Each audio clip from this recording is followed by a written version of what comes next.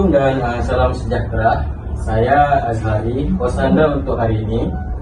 Hari ini kita akan bincangkan satu topik besar, iaitu teknologi reproduktif seperti IVF dan surogasi, dan bagaimana ia mencabar konsep kekeluargaan tradisional. Dalam episod ini kita akan dengar pandangan daripada pakar-pakar dan pelbagai bidang untuk memahami kesan teknologi ini terhadap masyarakat moden. Okey, jom kita mulakan. Doktor, boleh terangkan proses lengkap IVF tetapi dalam bahasa yang paling mudah? Okey, sudah tentu.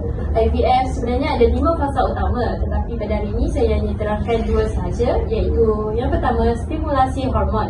Wanita akan diberi suntikan hormon untuk hasilkan lebih banyak telur, bukan satu sahaja seperti kintaran normal. Dan yang kedua ialah pengambilan telur. Dengan bantuan ultrasound, kita gunakan jarum halus untuk mengambil telur daripada ovari.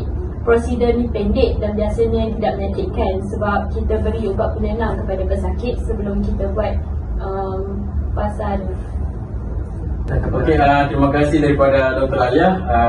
Pendapat anda sungguh saya faham lah. Kamu semua faham juga kan? Faham. Masya-Allah. Okey, seterusnya dengan ahli etika Haikal. Okey Haikal, teknologi reproduktif seperti IVF dan surogasi semakin berkembang dan ia membuka peluang besar kepada pasangan yang bergelut dengan kesuburan. Tapi di sebalik harapan itu muncul persoalan etika. Sebagai ahli etika, di mana sebenarnya titik sensitif yang masyarakat selalu terlepas pandang, Haikal? Di mana? Okay, ramai lihat teknologi ini sebagai penyelesaian, tapi jarang kita tanya apa harga moral di sebaliknya. IVF dan surogasi sebenarnya dia mengubah cara kita faham identiti, nasab dan makna keluarga kita. Bila genetik rahim dan hak penjagaan datang dari individu yang berbeza, ia bukan sekadar isu sains, ia isu siapa sebenarnya keluarga kita ni.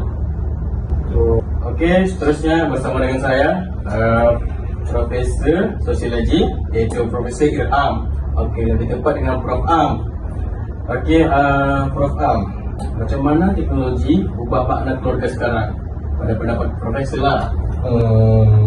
Pada pandangan Prof, actually keluarga bukan cuma ibu bapa anak dengan teknologi macam IVF atau media sosial. Keluarga boleh jadi fleksibel. Anak boleh lahir melalui IVF atau kita boleh berhubung melalui video call hingga jauh. Teknologi uji carat, kita sayang dan jaga ahli keluarga, tapi tak semestinya hancurkan keluarga. Okey, kalau begitu jadi cabaran paling besar sekarang apa, Prof? Cabaran utama paling besar ialah sesuaikan norma lama dengan cara hidup moden.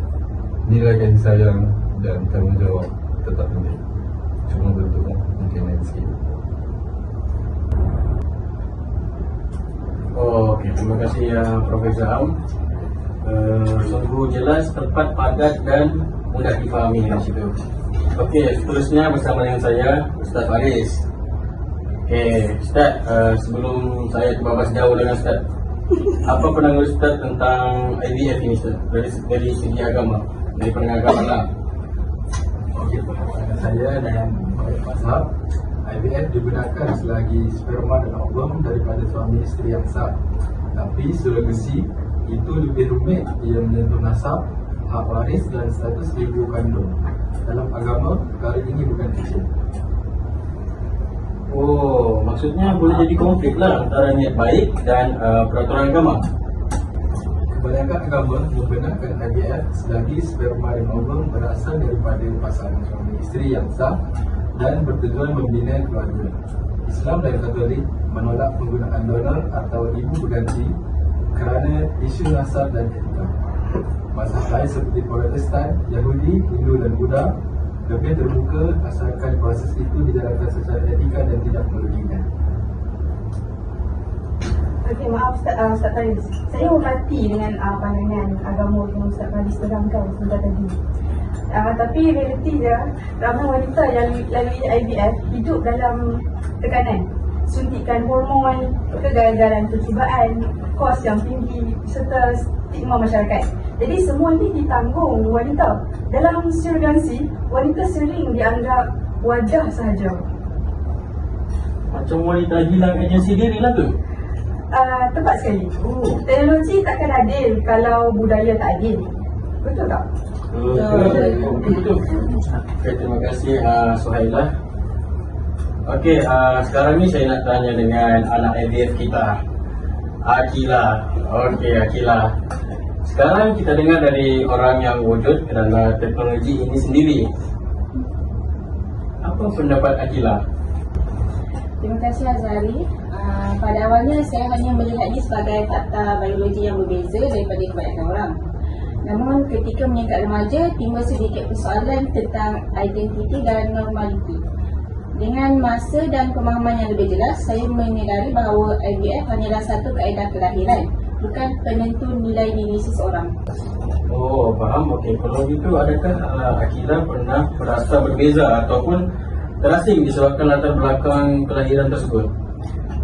Okey, secara jujurnya pernah timbul rasa demikian, tetapi ia tidak kekal.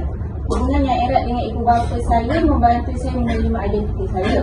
Kasih sayang dan sokongan mereka menjelaskan kepada saya bahawa asal-usul kelahiran tidak mengubah hakikat siapa saya sebagai seorang anak mereka. Okey, terima kasih anak IVF Akila. Okey, seterusnya saya nak tanya dengan pakar undang-undang kita, Syafiqah. Syafiqah, undang-undang kita ni macam mana? Aku cakap Chair Azhari, ada negara benarkan surrogasi komersial, ada yang benarkan surrogasi altruistik, ada yang haramkan terus. Kalau Malaysia, tiada undang-undang khusus.